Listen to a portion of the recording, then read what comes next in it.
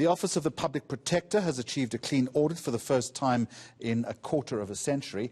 The Public Protector has been subject of a lot of court action stemming from a report from the South African Reserve Bank and Bankorp known as Absa. Well, eNCA's Govan Whittles is working that story for us this afternoon. Govan, good afternoon to you. I think I'm right in saying you have the Public Protector with you. Yes, I do, Jeremy, and at an opportune time. Not only is it the end of the year, end of a tumultuous year for the Public Protector's Office, but it also comes as the office celebrates achieving a clean audit for the first time in its history. The Public Protector's Office turning 25 years old this year.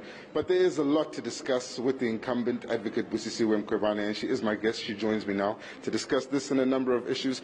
Ma'am, so we'll use this as an opportunity to reflect on 2020, but let's begin with the most recent news, which is the clean audit achieved by the Public Protector's Office. And this week, some comments in the Constitutional Court around the implications of always seeking personal cost orders against you as an incumbent and the implication of that on the Office of the Public Protector. So what do you think of your clean audit, and how are you reflecting on 2020, Advocate? Thank you so much for this opportunity. Thank you for also joining us. I mean, being the media, you're a very strategic partner to the Public Protector South Africa, and it's through you that the public out there is informed about our work, our achievements. Indeed, we are celebrating 25 years since the establishment of this office, and a cherry on top is that we've got a clean audit, and with that we are celebrating with the staff today. And, we were even issuing or giving awards for the best performing, best compliant, and, staff is also excited. I'm excited. Through the storms which we have been facing as an office, but then they are not moved or defocused. They are doing the work. So I'm also very excited, and through this process, we will go further, stronger and stronger to serve South Africans, because I also encourage them today. It's not about us. It's about the people at the grassroots. It's how we serve them, irrespective of the challenges we are facing.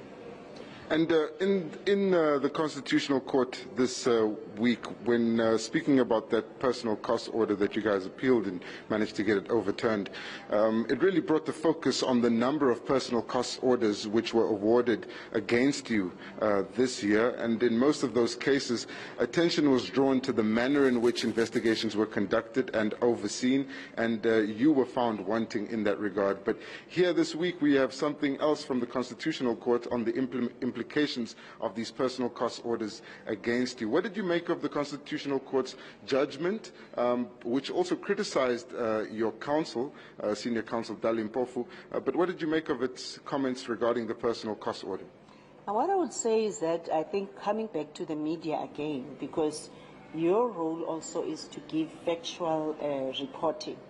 And the Constitutional Court judgment, I've always been saying, even calling upon the public to understand that I work with a team of very experienced investigators who worked with my predecessors, some dating back to Judge Bakwa, to Advocate Mushwana, to Advocate Thuli Madonsela.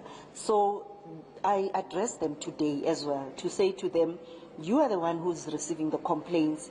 You assess the complaints, you investigate the complaints, you write to the departments, you prepare subpoenas for me, I sign, you interview those people. These investigators, they do that.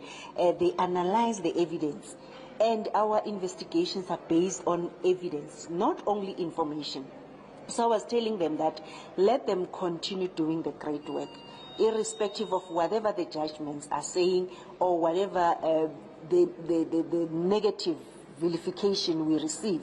I must say that it has a great impact on them as well, because now they feel as if, they are not doing the best, because they are the ones who are doing the work, and their work is based on the law. And I said to them, let them continue doing that. But also, I'm still saying to the judges out there, what the Constitutional Court said, and even going forward, the work which we do it without fear, favor, prejudice, and that work is for the best of the South Africans. And I would also plead with them, let's focus on the law. Let's check the facts and apply the law to the facts. That's what we are doing ourselves, because then it's very worrisome when you find information or one is criticized that I must get personal costs. And I mean, judges again go back to the requirements for one to be subjected to those, because there's proof that the work is done by the investigators and is done honestly, without even misleading the courts, without any biasness, but then we do our work clear from any of those. Therefore, just briefly, Advocate, because we're almost out of time.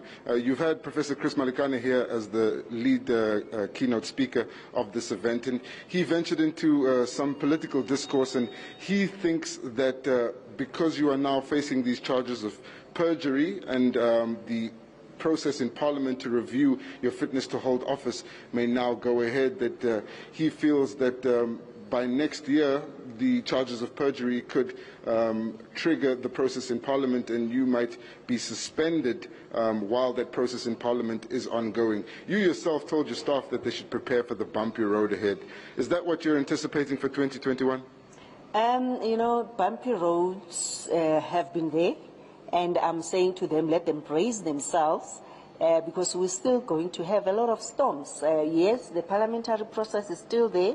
It's still before court. We will see how it goes. Even this process which is being initiated of holding me possibly criminally liable, but then that process we will see. And I'm saying to them, and I've always been saying, play the ball, don't play the man. Whoever public protector will be coming, unless then it's somebody, if they would want somebody who will just comply and not do the work which without fear or prejudice. But all I can say is that I've always been saying as well, it's in God's hands, and let the will of God happen. We will see. But what I'm committing now here is that I will still continue serving the South Africans. I will still continue to do my work without fear or favor, and we are here for that time, and we are here for the public to assist them. Thank you so much. That's Advocate Busisiwe Mkhwebane, the Public Protector, speaking from Pretoria. Jeremy.